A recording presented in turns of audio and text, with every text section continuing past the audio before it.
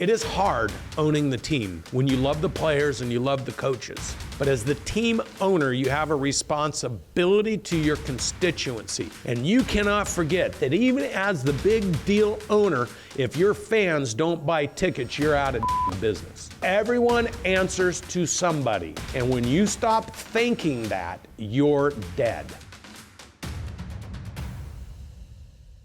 So you're a microcosm of suppression and cram down in your business, which is why you're struggling. Because if you painted a big picture, if you showed people the 10-year picture and taught them how you're succeeding and bring them back to the present moment, are we doing the right things the right way as a team to support each other to get to the right results? And if the answer is no, there's a person involved. And if the person is choosing not to grow, not to do something, you have to do something for the benefit of the team, which is remove them. And you can do it with love. Everyone I've ever fired, even the ones I can't stand, I still do it with love because there's no reason, high emotions, low intelligence. And it sounds like this: hey man, I have loved working with you, dude. I mean, you've had your moments where you've had brilliance, you've had your moments where you've let everybody down. This is one of these times where I can see you've stopped leaning into yourself and growing yourself. You're not trying and striving to be the best version of yourself, and it's impacting your team. And when you give up on your personal, professional, financial goals, I know you're giving up on your teams and you're giving up on mine, and I can't have somebody here that's not pursuing their personal, professional, financial goals. And when I find that somebody is an impediment to others pursuing theirs, I have a duty to replace them. And so this conversation is about you being replaced. You're choosing not to be here anymore, and I have to pull the trigger to accommodate your choice. That's how I fire people. I never like, you're a bad person and I'm pissed off. I mean, that's not how it does. Like, I'm sorry that you gave up on yourself, but I am not giving up on everybody else. And by the way, I want to reframe, unless they're worth hundreds of millions of dollars, your coaches that you're working with are really player coaches because they're still striving to win their own game. So like, this concept works for every single person. Because if I'm an owner of a professional team and my coach is letting the team down, I fire my coach. They are one of the players. They have their job. They have their role. They have their responsibility. They are not the boss. They're not the ultimate one responsible. Someone has outpaced their ability to see or execute. So that's why you got to nurture people and you got to teach them. Find, attract, align, develop, align, develop, align, develop. Once you find somebody that you really want, which means you need an excellent job description that says what I want. Once you find them, now you have to have something in it for them to join you.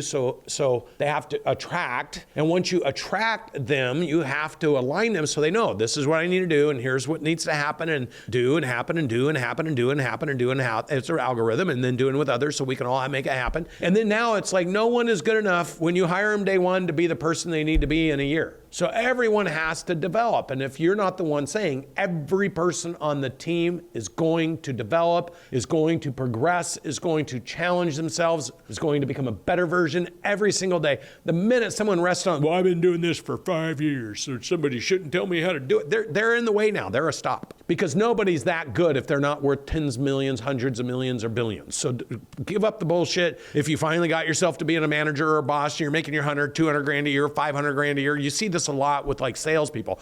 I'm the best sales guy. Okay, but you're also the one that nobody wants to talk to. So I'm just going to spend my time with people I like because it's my job to develop and keep. And when someone's a stop, like, I ain't letting anybody else figure out how I'm doing it. I'm going to control everything. They're a stop. So I fired my best salespeople multiple times to send a message to the other 10 up and comers that if you act like that, I'm going to fire you too. It is hard owning the team when you love the players and you love the coaches. But as the team owner, you have a responsibility to your constituency. And you cannot forget that even as the big deal owner, if your fans don't buy tickets, you're out of business. Everyone answers to somebody. And when you stop thinking that, you're dead. I don't want any bosses. So you have bosses if you have customers because they are demanding. No one's going to tell me what to do and how to run this team. Then you lose the people buying tickets and they'll go away and you won't have money to buy the best people and you'll have a shitty team. Somebody else is always in control. They're always in charge and they always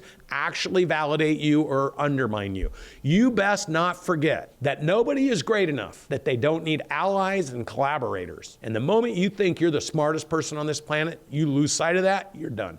Elon, he's got billions of collaborators. The power that guy has. And to make it even bigger, he bought social media so he can have direct communication line with billions of people. Brilliant. He put himself in that position. That's why he's the richest man in the world. Amazon, Bezos, collaborators everywhere. He cares about, if you're a customer and your package is showing up wrong all the time or broken all the time, Bezos himself is going to find out and be pissed off that somebody in his team is letting that down. Because they know at the end of the day, if you don't have the people thrilled to use your services or your business, you're going out of business. It's only a matter of time before you figure it out. So no matter how great anybody on this call is, including me, remember, there's always other people that can determine our outcome. So be thankful for the people who trust and follow you and work with you. Be humble, because no one is actually better than anybody else. You're just executing. You figured out the magic of creation. That's really what's happened, and you're executing bigger, better, faster. So as soon as you lose that context, then you'll find out what happens on the other side of it. If everybody is all in and they're collaborating, they're communicating, they're working together, they're pulling together, there's an assumption that winning is automatic. Every player needs to be the best version of themselves, and they need to work as a single team together in unison to out-execute, outflank, out-strategize, and outwork everyone else, knowing that if they did that, they're going to win. But the target was the wedge. Everyone being the best version towards the stated objective of running plays consistently, collectively, on time, on target, as a team. No big heads, nobody out spinning around doing jumps everywhere. We are going to be consistent. That is the target. Consistency over a long period of time creates confidence, and confidence wins. Confidence is only documented and validated by winning.